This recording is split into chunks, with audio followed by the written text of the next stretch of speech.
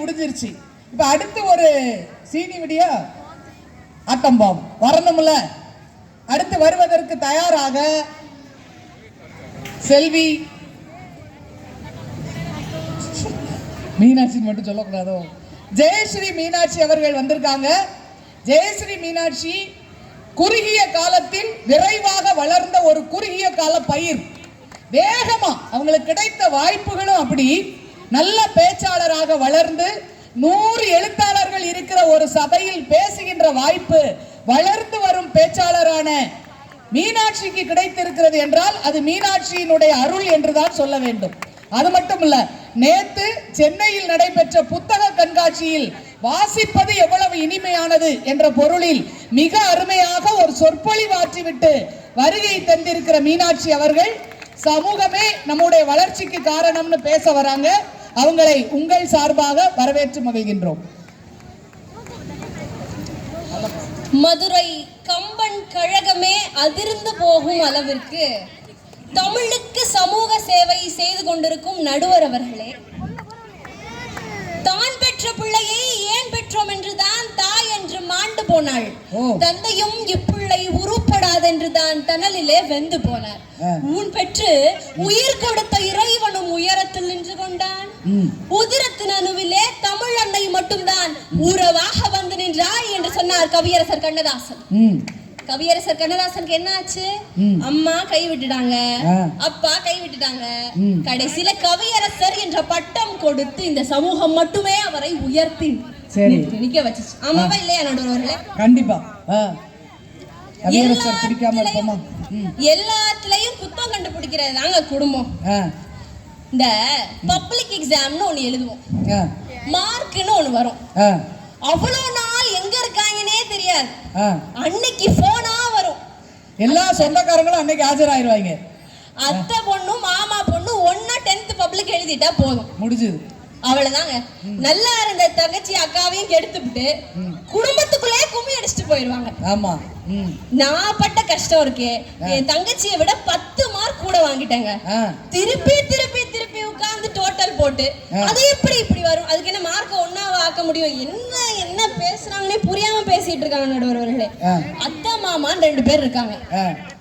WhatsApp குரூப்னு அதுல அட்மினா வேற இருக்காங்க.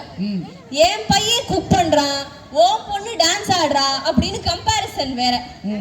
ஏங்க 10 வயசுல டான்ஸ் ஆடலையா அப்படின்னு கேக்குறாங்க. ஏங்க கொலை குத்தமா பண்ணிட்டான், 10 வயசுல டான்ஸ் ஆடினா என்ன கொன்னா போட்டுருவீங்க? என்ன பேசுறாங்கன்னே புரியாம தான் பேசிட்டு இருக்காங்க. எங்க அம்மாவா இருந்தா சரிங்க விட்டுருங்க, எங்க அம்மா டீச்சரை சொல்லக்கூடாது எக்ஸாம்பிள். ஒரு அம்மாவால 2 குழந்தைய வளர்க்க முடியும். ஆனா ஒரு டீச்சரால 1000 டாக்டர், 1 லட்சம் இன்ஜினியர், கோடி தலைவர்களை வளர்க்க முடியும்னு சொன்னா ஆசிரியர் பணியே அறப்பணி. தேங்க்யூ. அப்ப நீங்க பகுமானமா சொல்லிக்க வேண்டியது, மக டாக்டருக்கு படிக்கிறான், மகன் டாக்டருக்கு படிக்கிறான். எதுக்கு? அம்மா டாக்டர், அப்பா டாக்டர், பையன் டாக்டர். இதுல வரப்போற மருமகளும் டாக்டர் வேணும்னு ஒரு கண்டிஷன் வேற. வந்துட்டா ஒரு ஆஸ்பத்திரி திறந்துடலாம்ல. ஆஸ்பத்திரி திறந்து, அதாவது அம்மா அப்பா 5 மாடி கட்டி வச்சிருப்பாங்க, மக வந்து 10வது மாடியை இனாகிரேட் பண்ணணுமா. இதுக்குதான் இந்த வேலையெல்லாம் பார்க்க வேண்டியது. வர்ற பணத்தை பெட்டி பெட்டியா வாங்கி குடும்பத்துக்குள்ள சேர்த்துக்க வேண்டியது. அம்பானியா இருக்கிறதுக்கு டாட்டாவா இருந்துட்டு போயிடலாங்க. Ambani is a businessman, Tata industrialist. அப்ப அவரோட வாழ்நாள்ல அவர் சம்பாதிச்ச சொத்துல 66% ஆஃப் இட் வந்துட்டு அவர் என்ன பண்ணார்? philanthropy workக்காக செலவு பண்ணார். இன்னைக்கு அவர் இல்ல, ஆயிரக்கணக்கான பேர் அவரால வாழ்றாங்க அப்படின்னா நடுவர்களே விட்டு பறந்துருச்சு. ஆனாலும் எங்களுக்கு மேனேஜ் பண்ண தெரியும். அதை எடுத்து கொடுக்க குடும்பம் தான் வருது, அதை எடுத்து கொடுக்க சமூகம் தான், நண்பர் தான் வராங்க நடுவர்களே. அப்ப சமூகம் தானே உதவி செய்யுது. எங்க அம்மா அங்கே இருந்து வந்து எடுத்து கொடுக்க முடியுமா? என்ன நடுவர்களே, அதுக்கு நீ வீட்டுல போய் அவங்கள மாட்டுன்னு மாட்ட போறேன்னு எனக்கு தெரியும், எடுத்து கொடுக்க ஏன் வரல அப்படின்னு. அப்ப இன்னைக்கும் நம்ம டாட்டாவோட ஆப்சன்ஸை ஃபீல் பண்ணிட்டு இருக்கோம்னு சொன்னா அவரை மாதிரி இன்னைக்கு ஒரு மனுஷன் வர முடியுமா நடுவர்களே? நம்மளால 4 பேர் வாழணும்னா அதுக்கு சமூகம் மட்டும்தான் துணை செய்ய முடியும். கடுமையான விமர்சனம் ஒரு சிறந்த படைப்பிற்கு அடையாளம்னு அன்னை சொன்னாங்க. விமர்சனம் வீட்டுக்குள்ளே பண்ணிக்குவீங்களா?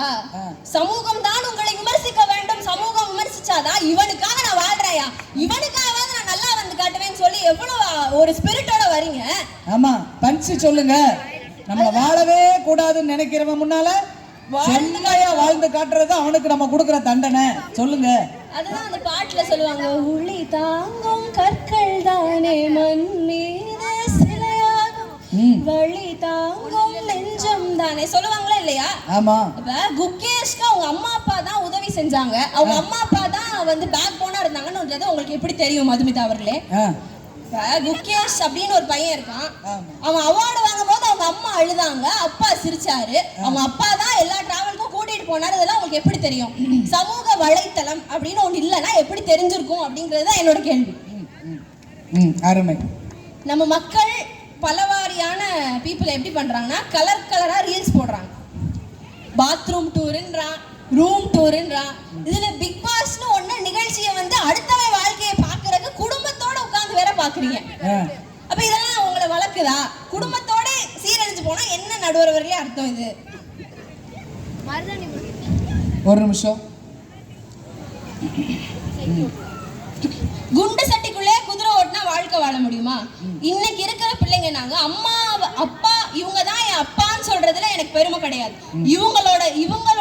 இவங்களோட அப்பா தான் இவங்க அப்படின்னு சொல்றதுல எனக்கு பெருமை அப்படின்னு சொல்லிட்டு இருக்கோம். அப்ப we need our own identity அப்படிங்கறதுல நாங்க கிளியரா இருக்கோம். ஏன் என்னோட ப்ரொடியூசரே ஃபீஸ கட்டிட்டு தலையில துண்டை போட்டு உட்கார்ந்துருக்காங்க. என்ன பண்ண முடியும்? அதெல்லாம் என்ன பண்ண முடியும்?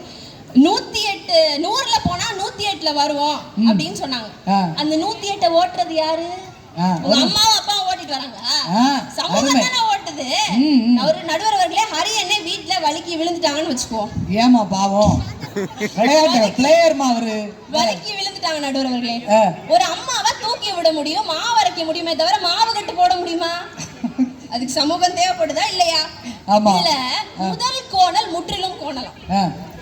நீங்களே சொல்லிட்டீங்க, எங்களுக்கு பாயிண்ட் எடுத்து கொடுத்துட்டீங்க. முதல்ல வளர்க்கறது குடும்பம். அப்ப நீங்க கோணல தான் வளர்ந்து வரீங்க, சமூகம் தான் உங்களை சீர்படுத்துது அப்படிதானே சொல்ல வரீங்க? win is life, lose is death.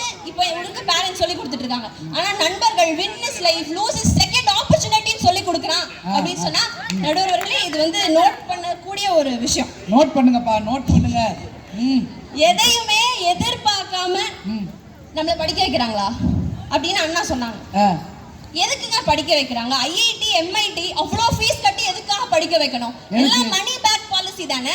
நீங்க இப்போ இவ்வளோ காசு கட்டி படிக்க வைக்கிறீங்க, திருப்பி அதே டபுள் மடங்கு நாங்க உங்களுக்கு சம்பாரிச்சு கொடுக்க போறோம். கண்டிப்பா.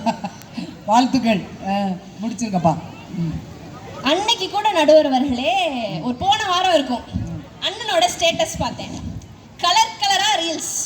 ஆன்டி அவங்களும் பார்த்தாங்களான்னு வேற தெரியல.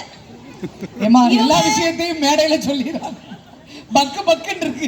நாங்க சோஷியல் மீடியா கொடுத்திருக்கிறது குகேஷ் மாதிரி வளர்றவங்களை பார்த்து தெரிஞ்சுக்கோங்களேன்னு.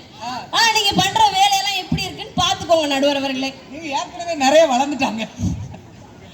சரி. அப்ப சமுதாயம் என்றும் ஒரு மனிதனை சீர்படுத்துமே தவிர சீரழிக்காது அப்படின்னு சொல்லி வாய்ப்பளித்த நல்ல உள்ளங்களுக்கு நன்றி பாராட்டி விடை பெறுகிறேன். நன்றி. வாழ்த்துக்கள், வாழ்த்துக்கள். ரொம்ப அருமையா ஜெயஸ்ரீ மீனாட்சி தன்னுடைய உரையை நிறைவு செய்திருக்கிறார். இன்னும் ஒரு 5 நிமிடத்தில் இந்த பட்டிமன்றத்தின் தீர்ப்பை வழங்கி நிறைவு செய்யலாம்னு நினைக்கிறோம். இவ்வளவு நேரமும் மிக சிறப்பாக